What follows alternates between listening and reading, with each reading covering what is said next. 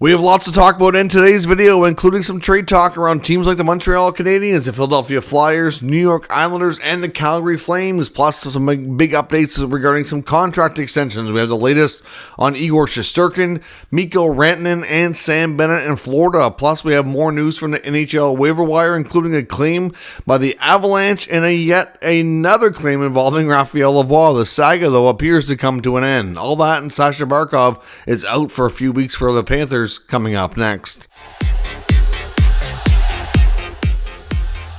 Welcome back to another video here at Top Shelf Hockey. As I mentioned, we have a variety of NHL news and rumors to take a look at here today. First, let's start with more news from the NHL waiver wire. The saga that we call the Raphael Lavoie back and forth here between Edmonton and Vegas is made another move, and it seems to be the final move. I think it's finally going to be over with here. So yesterday, the Oilers placed Lavoie on waivers. This will be his second time for them. Of course, he's also been on waivers with Vegas. Just to recap here quickly, Edmonton puts him on waivers. Vegas claims him. A day later, Vegas puts him back on waivers because they wanted to send him to the minors, but they couldn't do that. And then he gets reclaimed by Edmonton. But because Edmonton wasn't the only team that put in a claim for him, they could not send him to the minors. So essentially, you can reclaim a player to take him back like that, and you can put them straight to your AHL affiliate. But if another team tried to get him, then you can, because it shows there was obviously enough interest at the NHL level. So Edmonton was stuck. They got their player back, couldn't put him to the minors. So they had to leave him on the roster. They did that for an extra day, put him back on waivers, and now Vegas has reclaimed him for a second time.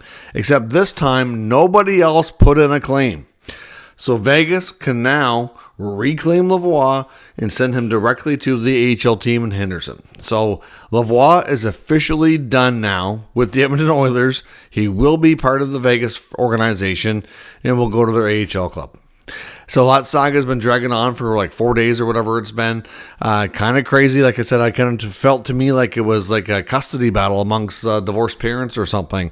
Kind of nuts, but that's finally done with. We did have another claim today. It was an interesting one at that. The Colorado Avalanche put in a claim to take goaltender Kaapo Kahkonen, who was on waivers from the Winnipeg Jets. Now, of course, the Avalanche lost their first game against Vegas, gave up 8 goals. So certainly goaltending not off to a great start with the Avalanche. Both of their goalies, of course, made an appearance during that game as well. Kahkonen, I thought last year his numbers were pretty good, but overall in his entire body of work in the NHL, he is a sub 900 save percentage over his whole career. So I'm not really entirely certain it's going to be an upgrade or like this, newfound gift for the Avalanche, but based on how he played last year, I thought it was certainly, I think a bit better.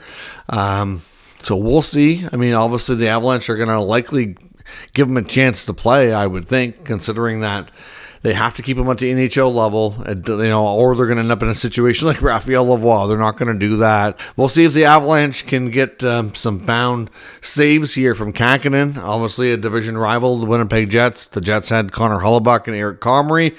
I know Comrie's been with the Jets off and on numerous times, but honestly, I think Kahkonen might be the better goaltender there. I was a little surprised to see him be the one end up on waivers, but time will tell if things work out in Colorado or how things go. I mean, I know there's a lot of the fan base not real confident in Georgiev being the guy to get them back to the promised land here in the playoffs. So we'll see what the Avalanche decide to do.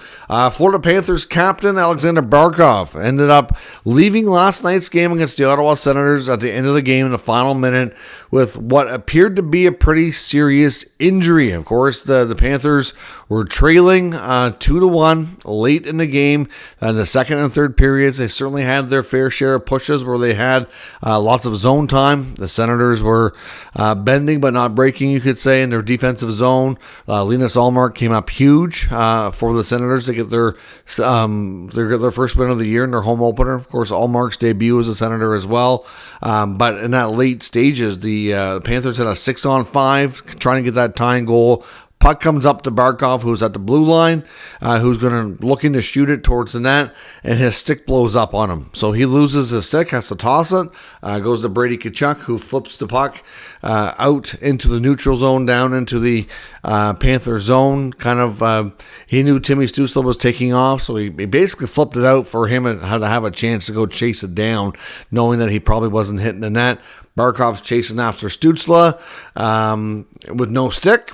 And for some reason, when they get down, deep enough into the zone, in order for him to try to block Stützle's attempt to hit the open net, he decides to slide. And then that kind of helps take Timmy down a little bit, and they both go crashing hard into the boards. Stützle popped right back up. He didn't go down as much as Barkov did, but Barkov ended up going feet first into the boards. It didn't look good. He was down for an extended time.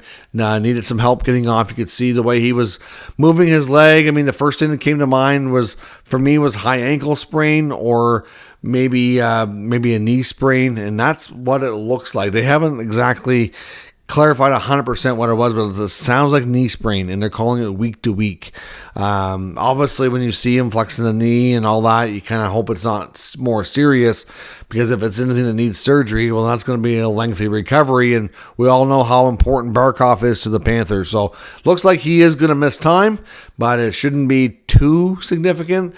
Probably, when they say week to week, it usually averages pretty close to 2 weeks, which is still bad enough, but it could have, been a lot more serious and kept him out a lot longer. So that's somewhat positive, I guess, considering what they were bracing themselves for. Now, speaking of Ottawa, of course, like I said, they had their home opener last night. Certainly trying to, right the ship here and get this team back on track after a lot of offseason moves on and off the ice. But another piece of news out of Ottawa today, which is, I thought it was a different story. Now, do you all remember the stolen Jaromir Jagr bobbleheads from towards the end of last season, when the Penguins were looking to honor Jaromir Jagr, and they had, I'm not sure how many thousands of bobbleheads coming in for the first 5,000 or 10,000 fans or whatever it was, and they ended up being stolen off of like a container ship or whatever it was when they were on their way coming in. I think it was off the coast of California, one of the ports there. I don't remember exactly, but I mean, that was quite the story. And this is a similar type of story, except it's not a case of things being stolen, but it's a case of labor disruption, but affecting a promo. So the Ottawa Senators are playing Canadian Thanksgiving this coming Monday. They have an early start game against the Los Angeles Kings, and they were doing in spirit of Thanksgiving and turkey dinner and all that. They had these specialty gravy boats that were made up and were coming in to be given out to the first 10,000 fans, and the labor dispute has caused the gravy boats to not be able to make it in time, and now these gravy boats are stranded at a shipping port not far from me in Halifax, Nova Scotia. So yeah, not exactly the same kind of story as the missing or stolen Jagr bobbleheads, but certainly an odd scenario of shipping impacting a promotion, of all things, gravy boats. I mean, I kind of get it. I'm not sure exactly what they looked like or what was on them or what have you, but, I guess given the spirit of Thanksgiving, I guess it kind of makes sense. I just thought it was kind of comical and thought I would share that with you here in case you didn't see that news. The Senators are going to eventually be able to get the boats, or they're hoping so, and will do so at a promo later in the year. I think they were aiming for, it was either December or February. I can't remember what they rescheduled the date for, but it is eventually going to happen down the road. Now, there's still some veteran NHL defensemen out there looking for work, according to NHL on TSN Insider Trading. The insiders there were referencing mainly 4 players that are still trying to get signed. One being former Maple Leaf, most recently Mark Giordano. John Klingberg also most recently played with the Leafs. Kevin Shattenkirk, of course, was in Boston last year. And Justin Schultz, who has obviously been around the block with a few teams, most recently with Seattle. Giordano, Klingberg, and Shattenkirk are all looking for the right opportunity. Klingberg is still a little ways away, of course, having that major hip surgery he ended up having that kept him out the bulk of last year after signing with the Leafs. He is not ready to play just yet. It's probably going to be by the sounds of things around Christmas time or so. So I don't know if he'll be able to get a contract, maybe halfway through the season. But Shattenkirk's ready, willing, and able to play right now.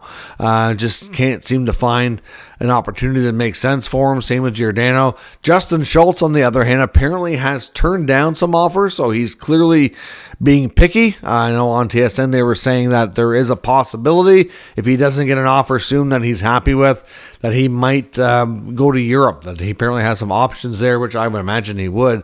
And I'm not sure how long he would stay or sign for. Probably would depend on the money. But at this rate, I would think that Schultz would be wanting to, to be able to get some options here. Like, it just seems weird. There's definitely teams out there like the Edmonton Oilers that are still, after the way they've played. I know it's only been one game, but, Josh Brown, who was signed to a 3-year contract, obviously didn't have a great camp. They're already losing faith in him and put him on waivers. So they have that. And then Vinny Desharnais, former Oiler who signed with the Canucks. I'm not sure exactly what the breakdown was there in the negotiations for him to leave Edmonton, but in Vancouver, they've already got him, as a healthy scratch. So both of those big defensemen that the Canucks and the Oilers, ended up making some moves with, neither one are panning out. And I know at least in Edmonton, they are looking for other options. So we'll see. One of these guys could end up there. I know Schultz obviously has connections to the organization, played there a long time before. I know at one point we had heard rumors that Shattenkirk was quite interested in going there. So we'll see if they decide to bring one of those guys in or whatnot to kind of bring some added reinforcements to their blue line. Now, several key players are looking for contract extensions. Let's start with the Panthers. Of course, we saw them get a long-term, fairly team-friendly deal, in my opinion, for Carter Verhaeghe here in recent days. Now their attention turns to Sam Bennett. Now, they also have Aaron Ekblad, but it's believed right now that Ekblad's contract likely is going to kind of wait a little bit. We've heard speculation that he's willing to take a bit of a hometown discount, haircut on his current deal type of thing to remain with the Panthers if he's able to do so. But they only have so much cap space to go around, and they do have a large chunk of next year's allotment already spoken for. But they do have some availability, but they have multiple players and pieces that need to be signed with this. It's not like they just need to sign, one or two guys. But in the case of Sam Bennett, a lot of people refer to him as kind of the head of the snake, so to speak. Like, he is a very important piece there. He knows how to get under the other team's skin. He plays a vital role in the top six. Scores some clutch goals. He's physical. Like I said, he knows how to be. He's kind of sneaky dirty, in my opinion. He's one of those guys that I think if he's on your team, you love him, and if you're playing against him, you hate him. He really knows how to get under your skin, and he knows how to be a pest, but a talented one at that. Kind of like a younger, Brad Marchand, like how he used to play earlier in his career. You still see a little bit out of Marshy, but not quite the way that you used to. So clearly, the Panthers have high interest to keep Bennett. And I think obviously on the player side, there's key interest to remain there as well. But given the fact of how he plays, the fact he's got a Stanley Cup on his resume now, he can play center.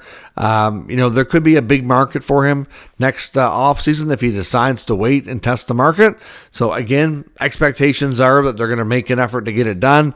I would think that they have the inside track, but no, for sure given deal here that he ends up getting it done. But that's where Bill Zito and Florida's attention is right now, which totally makes a lot of sense. He's been a big, important piece there. And, of course, Mikko Rantanen in Colorado. I know Pierre LeBrun touched on this on Insider Trading tonight on TSN, saying that the extension, even though there's very much lots of interest from both sides to get it done, that it's not going to be easy. Rantanen has the same agent as Leon Draisaitl, Andy Scott, who just negotiated a big deal there. And as much as, Rantanen's been a terrific player. So you have to wonder, he mentions that he thinks the Avalanche may kind of have like what you call an internal cap, which would be not to go above the contract of Nathan MacKinnon of $12.6 million. But of course, there was a time when Rantanen was making a good amount more than MacKinnon, because McKinnon's previous contract was a bit of a sweetheart deal for the team, given that he was still very young at the time and hadn't quite exploded into the player he is today, and obviously ended up outperforming that contract by a landslide. But in the early days of it, not so much. So, the second half, or well, even more than that, really, was very much team friendly, and Rantanen ended up signing a new deal during that period of time, going up to where he is now, like over $9 million, where there was a good stretch there where McKinnon was at 6.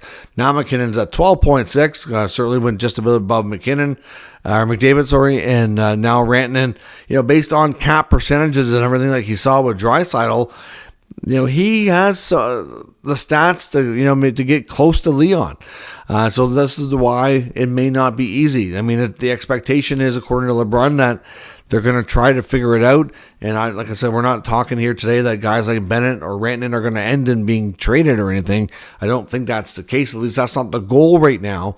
But when there's big gaps, it's always possible that things break down. It could maybe lead to that.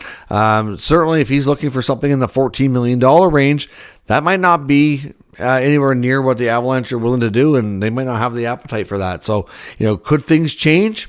You never know.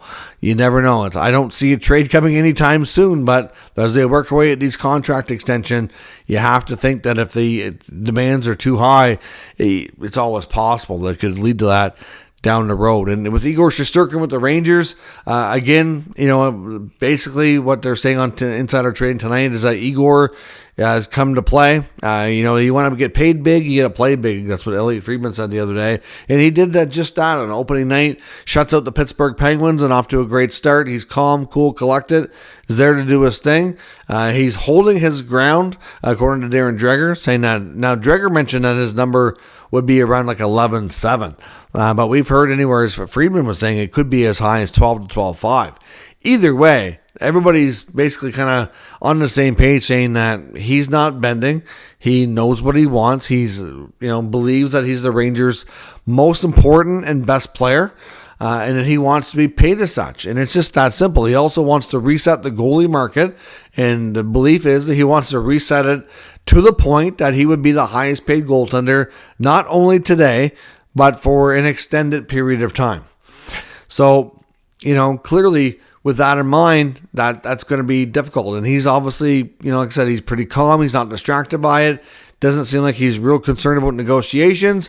And he's willing just to go into the net, play big, and do his thing, be a Vezina quality type goaltender, and just wait. If he gets his number, he'll sign it.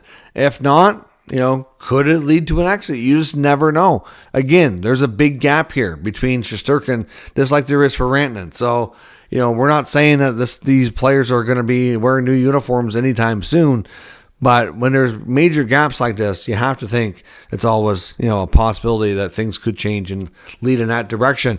Now, on to some other news with the Rangers. There's also belief, according to Frank Saravalli, that while they're working away at Igor Shesterkin, there's also a pretty big offer that they're working on for Alexis Lafreniere, meaning that, of course, the former first overall pick eligible for a contract extension, and that there's belief that they're talking about an 8-year deal in the $8 million range. So certainly he's really, picked up his game and found his offensive stride here in the past season plus, and certainly somebody that they view as a very important piece of the future. So certainly, it didn't sound like a deal was necessarily imminent. I can't really say that we can, verify that he's rejected the 8x8 deal, but at the same time, it's not signed. So if Saravalli's onto something here that the offer is on the table, you have to wonder why a player like Lafreniere wouldn't take that deal right now. At the same time, maybe he might think that if he kind of holds off and has another really good season, he might be able to increase that number a little bit and increase his payday. Once he's locked in for 8 years, you could end up leaving money on the table, but at the same time, you get that security. So we'll have to see where that goes, but a big long-term deal in the works for Lafreniere with the Blue Shirts here as well. Now, on the trade talk, I know there was an article in Philadelphia Hockey Now suggesting from Jonathan Bailey that he thinks that Pierre Engvall of the Islanders, who was recently put through waivers, could be a great fit in Philly, and that John Tortorella, the head coach, might be able to unlock some different skills there to make him a better, stronger player and be a good fit with the Flyers. Of course, we know he signed a 7-year contract extension with the Islanders, has 6 years remaining, goes into training camp this year. Patrick Roy was not overly happy with the results, and thus he ended up on waivers, ended up not getting picked up because of the contract, and ultimately demoted down to the American Hockey League. So clearly, Engvall has a fair bit of NHL experience under his belt. Obviously, he noted the fact that he does have pretty good puck possession skills, good size and speed, and wonders if the Philadelphia Flyers would take a long look at him. So clearly, you would think that for the Islanders, they would not necessarily, I'm not sure what they would want in return. Obviously, the cap relief that they would get from moving the contract could be extremely valuable. So there is that aspect of things. And there was no mention of exactly what could be offered per se in a contract offer, or trade offer. But you have to think for Philly and Engvall, like, do you see the fit there? I know there's certainly some other players on that roster you do wonder about their super long-term future there, but I don't know. Be curious. It's a big risk for them to take that kind of a contract on. It's not huge money, but it is a lot of term. And I don't know if John Tortorella can really bring out something that may or may not even be present there. Now, there was some talk as well. I seen an article from the fourthperiod.com suggesting that the Montreal Canadiens are still considering bringing in a enforcer type of forward. We've talked about this before recently. He's come up with Arber Xhekaj getting a lot of attention in the preseason, dropping the gloves a lot.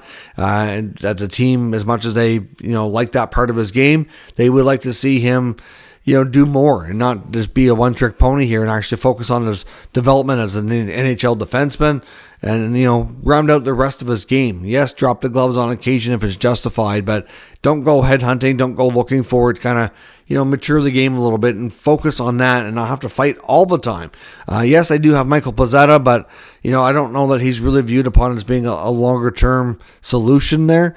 And it's believed that they're looking at a combination of either Nick Delorier, who has connections to the team from before, but is on a more expensive contract for what he provides in Philly, plus Matthew Olivier with the Blue Jackets, who we had mentioned before, could be a target for them as well. Obviously, we talked before that the Jackets could use some help in the top 6, top 9, and that the Habs would be possibly looking to unload a forward as they have a lot of young talent trying to kind of nail down spots here. Clearly, guys like Kapanen are sticking around, and you have to think, longer term between Kapanen and Beck and some of these other centermen. A guy like Dvorak likely isn't going to stay in Montreal beyond the season.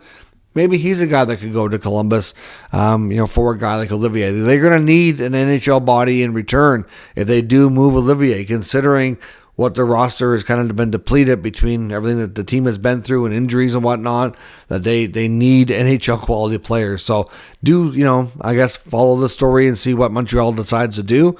Obviously, like I mentioned before, I can see there being value, especially if they're not planning on holding on to Pezzetta on a longer term basis. There were some that wondered if Pezzetta would make the team in a training camp if he could end up on waivers himself. So far, that has not happened, but if they can find an opportunity to upgrade, then maybe they do that. Now, another interesting tidbit out of Pierre LeBrun regarding the Montreal Canadiens as well was regarding the Habs looking into acquiring young Flames forward Jacob Pelletier during the offseason. Apparently there were some trade discussions between GM Ken Hughes and Craig Conroy. The Habs were, obviously we know, rumored and linked to several younger former first round or higher pick players that they thought they could acquire to give a fresh start to and see if they could find that sweetheart of a trade and did not give up a lot but end up getting more out of the player and helping them realize their full potential, just like they did with Kirby Dach and Alex Newhook, and of course they got Patrick Laine, and apparently they were looking to acquire Pelletier as well. At the time though, the Flames did not want to move him. Now there was a big stretch of the offseason where Pelletier was not signed. That's during the time frame that the Habs were asking questions and seeing if they could make an acquisition where he wasn't signed. They wondered what was going on with the player. So at that point, Conroy didn't just really want to keep him, and then ended up getting him signed, going into camp, and then obviously they weren't super thrilled with his training camp. They ended up putting him on waivers. So even though Montreal was interested at the time, they had a chance to get him for nothing through waivers and opted not to take him. I mean, there was a lot of talk based on how things went in the offseason for Montreal that maybe they should shift their I guess their vision or their approach to acquiring forwards that are bigger and stronger and not necessarily more smaller skilled guys, that they need to kind of, add some muscle and some, size, guys like Olivier or Delorier, that type of player instead. And you have to think that maybe with the fact they had the chance to get a player that they were trying to for free and they passed, that, obviously things have kind of, the approach here has kind of changed. Like I said, it makes sense that, at one point maybe he was in the mix, but they have a lot of players that kind of fit his skill set and fit his overall kind of player profile, if you will. So as much as it, could be a player that they find, he's got great numbers from his time in with the Wildcats in junior in the Quebec League, and great numbers at the AHL with the Flames organization. And in the NHL level, he's had a hard time kind of finding it with any kind of consistency. So, he's a smaller player trying to find his way. I get it. There's the French connection, of course, which we know. Smaller player. But do the Habs need more of that? And even though, like I said, they had a chance to get him for free and they passed. So goes to show you that I think the mindset here amongst the Habs management has shifted, and they'll be looking, if they do acquire any forwards, they're going to probably want somebody with more size, a little bit more beef up front to help protect their younger players that are already there. And, so to take the pressure off the back end and Jack High having to be the only guy that's really going out there with any kind of regularity and dropping the glove. So let me know your thoughts on all of today's news and rumors in today's video, and we'll discuss further down in the comment section. If you're new to the channel, make sure you subscribe and stick around. We'll keep you up to date with the latest news, rumors, and analysis of all 32 NHL teams. Thanks for watching. I'll catch you next time.